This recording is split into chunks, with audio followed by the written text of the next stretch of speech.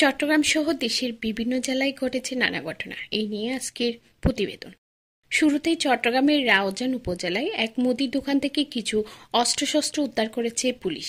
এ ঘটনায় মুদির দোকানিকে আটকের পর তার তথ্যের ভিত্তিতে মেয়ের জামাই সহ ৩ জনকে পটিয়া থেকে গ্রেপ্তার করা হয়।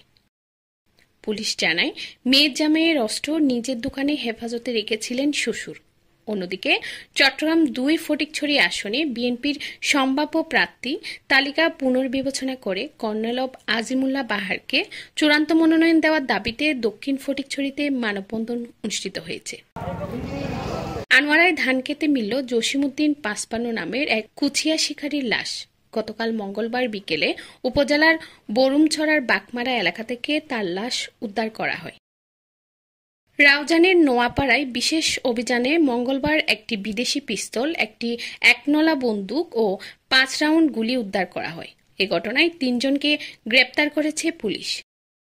রাজধানী ঢাকার পূর্বাঞ্চলের ৩০০ ফিট সড়ক থেকে সিনেমাটিক স্টাইলে অস্ত্রের মুখে জিম্মি করে বাইক ডাকাতি সহ বিভিন্ন ছিনতাইয়ের সাথে জড়িত শামীর ও তার ৩ সহযোগীকে ডামি রিভলভার সহ গ্রেপ্তার করেছে র্যাব ১১।